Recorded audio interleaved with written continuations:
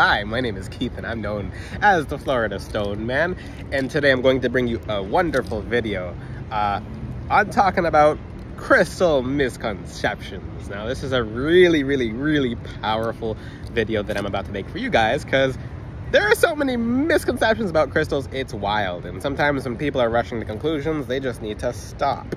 Yeah, I'm filming this video on the other side of, because there's now a bench here now in dedication to James Pulati. God bless his soul. But this bench is beautiful. It's brought by the people who also live in this area. I'm not really sure which exact person got this bench, but it's a wonderful bench. And I believe he was a priest too, so that's really wonderful and awesome. Now, back to my topic about crystals and misconceptions. There's lots of misconceptions. The first one is certain crystals can't go together. When certain people say that certain crystals can't go together, I just am always there to remind them, saying, hey, these crystals that you say can't really go together actually grow together. So they're actually growing together in the ground. So certain crystals, people will be like, you can't mix those two together. I'm like, why did God make them grow next to each other in the ground? That's a wonderful... I heard someone fall. That's actually people, I think someone threw something out of the building, but that's besides the point. One thing you have to keep in mind with crystals and them growing together, I mean, every crystal will help you grow as a collective as well. And one thing I have noticed, because if you've paid attention to my videos, I'm adding a whole bunch more crystals on my arm. And I'm coming up with a theory that I'll teach in future videos as well. But if you have a variety of different crystals on at once, it helps each individual crystal do their specific job much easier, which is really awesome. For example, this is a really good example. Bloodstone. There's my bloodstone next to the seraphonite, right there. So bloodstone, usually when it's going wild, when it's going ham to get rid of some dark entities, bloodstone will turn red. And for people who start wearing the bloodstone more often with other crystals, they're like, my bloodstone doesn't turn red anymore. I'm like, what happened? The thing about the bloodstone is that the thing about the bloodstone is that the bloodstone is still helping you, but it's just doing its job much easier now. This is distracting. My angels are making jokes, but the thing is about bloodstone is when you're using bloodstone and you're actually putting it next to another crystal, let me turn my head. So when you're using bloodstone with other crystals, the thing about the bloodstones is it will help the other crystals do their job so much better, so the bloodstone doesn't get tired out.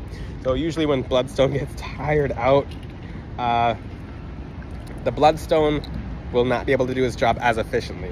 So the bloodstone does turn red, and that's kind of like an alarm from the bloodstone. It's kind of like, hey, like the bloodstone's like, hey, I'm kind of tired here, and it shows you. So if you touch the bloodstone after it turns blood red, then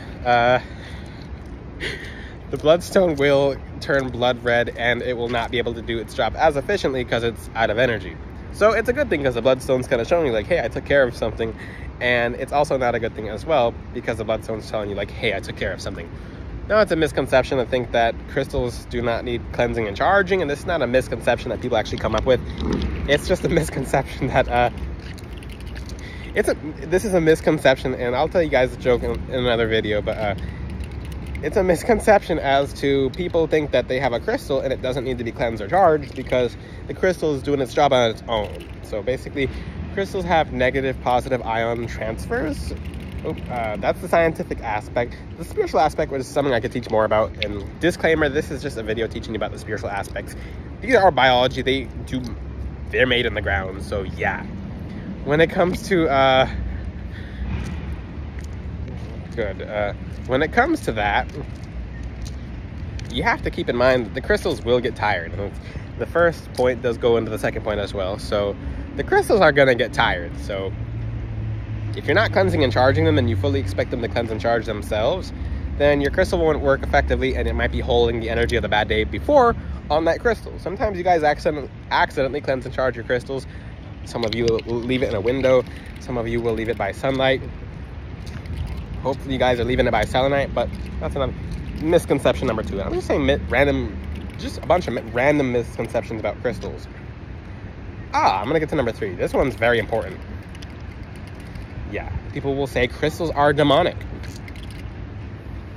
Have you not read the Bible? There's crystals all throughout the Bible. There's literally crystals in the Garden of Eden. There's crystals left and right. It talks about the kingdom of heaven having crystals, etc. It talks about crystals left and right. It's just things you have to look for. There's literally mountains of crystals. Mountains of crystals. Back to this, and I'll actually quote very specific things from the Bible in future videos. I just don't. I'm going to put that together as a collective, and it's going to be a very long video. But even Moses' brother had a brother, Aaron, who was a high priest. Not really sure why, I don't really remember why Moses wasn't the priest. I think it's because he wasn't receptive to it at the time. I have to go back and read that very in detail because it was quick as to why he wasn't. But the thing about Aaron is he wore 12 sacred gemstones, and I can't remember the 12 sacred gemstones to save my life.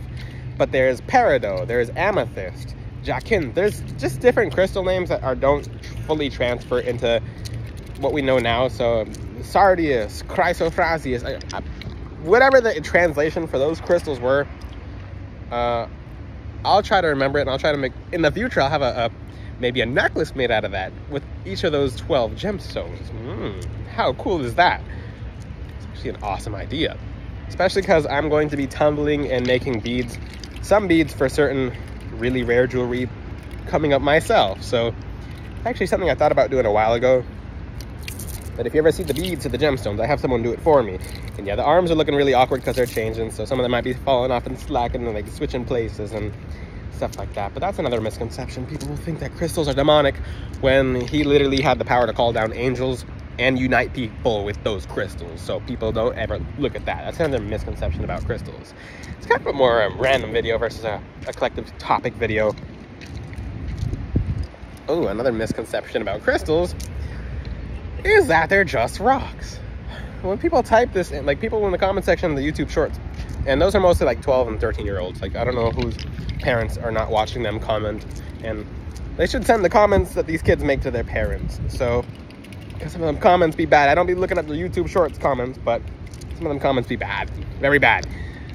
Now, the next misconception about crystals is, so I'm probably not going to remember all these in order because this is more so at the top of my head. People think that crystals are just rocks, and I'm like, oh, okay, so they're not just different compounds in the ground that literally a whole bunch of thousands of minerals are making up to be different crystals. Like, they're crystalline structures, yeah. Some of them are not true crystals, such as amber.